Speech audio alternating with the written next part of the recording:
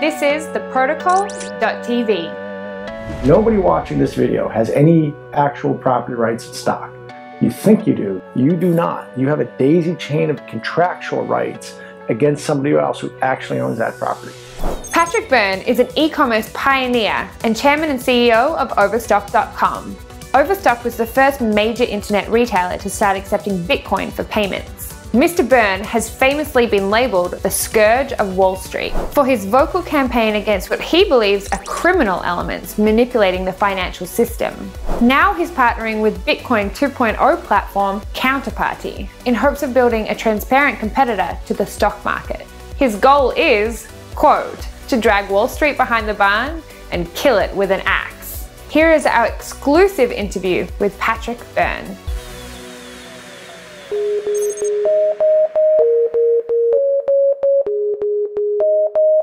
Crypto equity is the use of the blockchain to create a parallel universe that parallels the financial system as we know it, Wall Street as we know it. All these, remember that these institutions we have in society, like Wall Street, like government, they didn't come to us chiseled on stone from on a mountaintop. They're just institutions that we set up to accomplish certain ends. Well, now we can accomplish those same ends using the technology of the crypto revolution, and we don't need a whole bunch of the functions of those institutions have now been or going to be disrupted.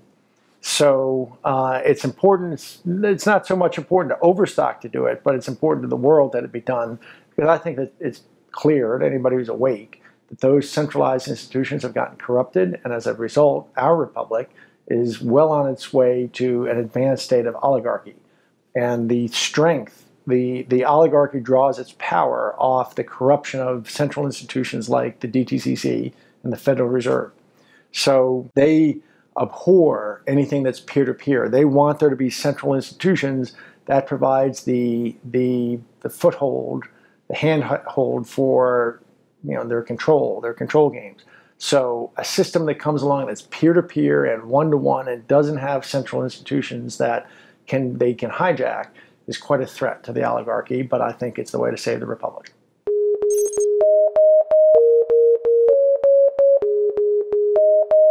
What we have is a massively underfunded fractional reserve banking system with no reserve requirements. When you're talking about the capital market, so for example, U.S. Treasury instruments are rehypothecated an average of 2 to 3 times.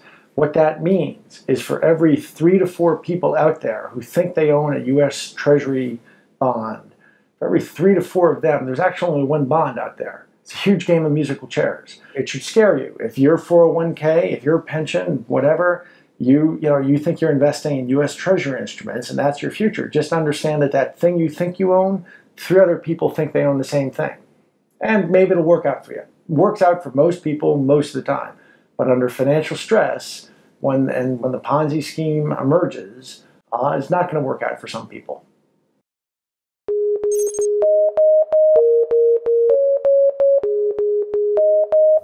In 2002, Overstock went public, and when you're a public company CEO, you tend to be out there in the mix with regulators, bankers, prime brokers, hedge funds. It became quite clear to me quickly after we went public how corrupt the system is as it exists, how much criminality was going on. I was asked to take part in it. I knew because people explained to me, people asked me to take part in it, so I knew exactly. So it was so strange to me when I came out and started talking publicly about the criminality in '04. People, the press would run photos of me with Photoshop UFOs coming out of my head.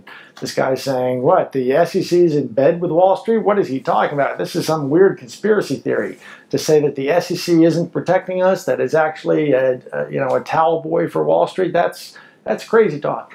Well, these guys are lackeys. They're lapdogs. They're lapdogs, and they're looking for jobs. So to me, the 2 most important institutions in a society are how you create human capital and how you marry human capital to financial capital. Well, how you create human capital, that's education. How you marry it to financial capital is Wall Street. So the 2 things that we have to fix in order to save the nation, to me, are the education system and Wall Street. And the way to fix Wall Street, you drag it behind the barn, you kill it with an axe, you create an alternative that doesn't have any of these flaws that have emerged over time in Wall Street.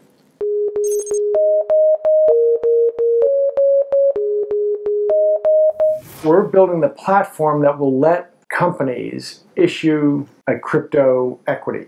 Then we're going to be the first company to issue the crypto equity. In fact, we're going to the regulators and applying for permission to issue the crypto equity, and they're going to say, well, how are you going to handle this? How are you going to handle that? So we have to build the platform.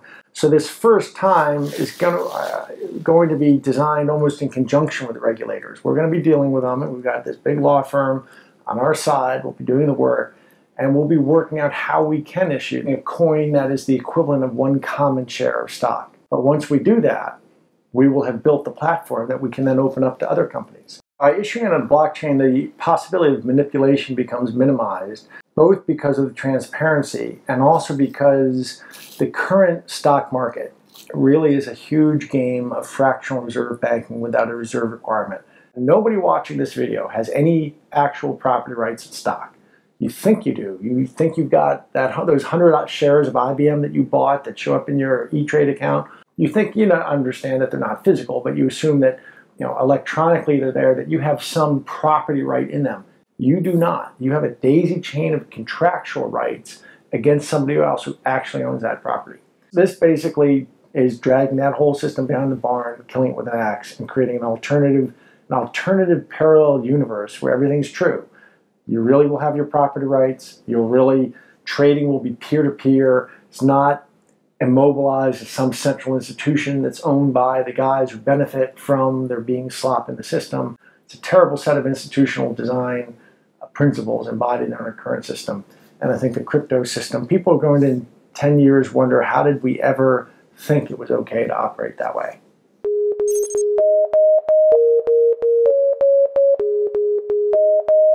I've been skydiving a lot in the last few weeks, did 43 jumps in the last 3 weeks, and on one jump, around jump 30, I had my parachute graze somebody else's as I was landing, and I took quite a spill.